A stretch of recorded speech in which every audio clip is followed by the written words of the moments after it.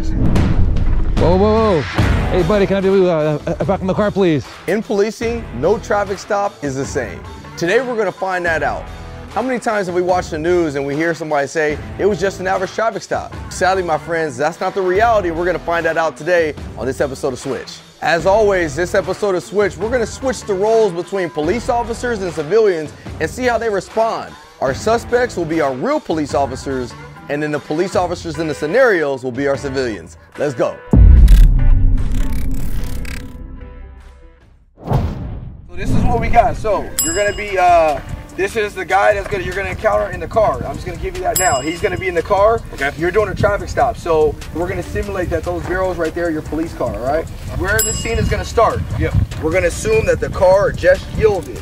Okay. So we're not gonna, I'll tell you when it begins. You're gonna start there. We're gonna assume the car just yielded. Okay. And then that's when you gotta do what you gotta do. So walk up, be yourself. Hey sir, how you doing? Whatever you wanna do, handle it as you would any other officer would. All right? Okay. You ready for this? Yeah. All right, let's do it. 3, 2, 1, action. Whoa, whoa, whoa. Hey, buddy, can I be back in the car, please? Hey, buddy, you all right? I see your hand behind your back there. Mind showing me your hands real quick? Yo, whoa, oh, shoot. Back up, I need back up.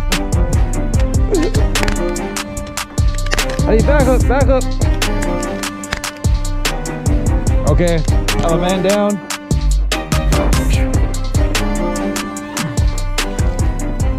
Man, that was crazy.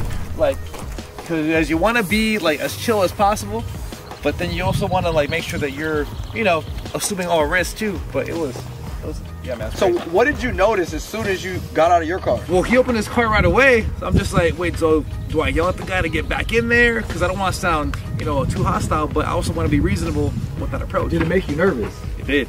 I just said, oh crap, what's gonna happen now? You know, because when he came out, he had his back to his back pockets. I'm already thinking the worst. Like, I don't want to assume, but what was the worst? What's the worst for you?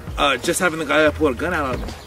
Okay, and, well, why would you be thinking that in your mind though? Well, because you know, when you just play video games or you see things on TV and movies, you just see the guy pull the gun out from, you know, from his back area. So as soon as I saw that, that's what my mind was thinking. Like, oh crap, he has a gun probably.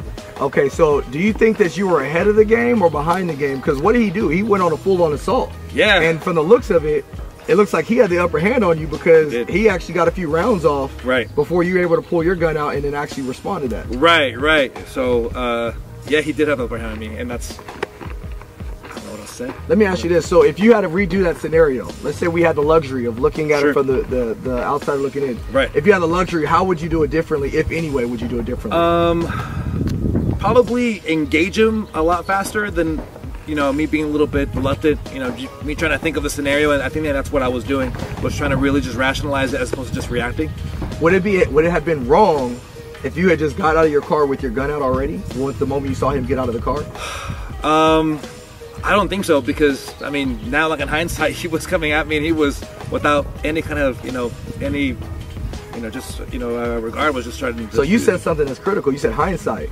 Right. Hindsight is like, well, absolutely, I'm gonna get out with a gun. Right. But what's crazy is we don't have the luxury, but a lot of people don't have the luxury, or you don't have the luxury as that officer of hindsight. Right. And so what typically happen is you will get out of your car with your gun out, and what's everybody else going to be doing is, why does he have his gun out on a guy that's just standing there talking to him? Exactly. Is that pretty much how it will go? That's exactly how it will go, Mason, did you feel like, did he give it just, you know, what would you say from your perspective? Just obviously being an officer, the first thing I thought when I got out the car, with me knowing the scenario, I'm like, this boy better back up.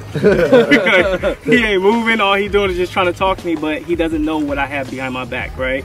So kind of how you stated to him, it's not wrong to pull your gun out immediately right when you get out that car, because you're dealing with the unknown at this point. That is something that typically a person do not do, is get out their car and put their hands behind their back and pull them over.